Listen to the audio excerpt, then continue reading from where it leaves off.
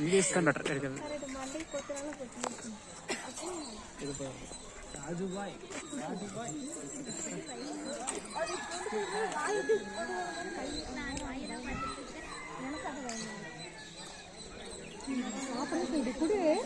வாங்கி கொடு.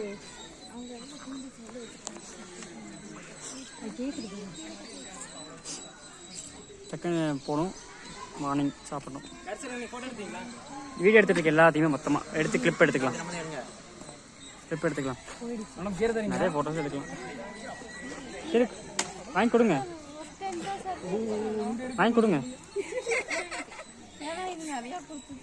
ம் இங்கே பார்த்துங்க அப்படியே வாங்கி கொடுங்க.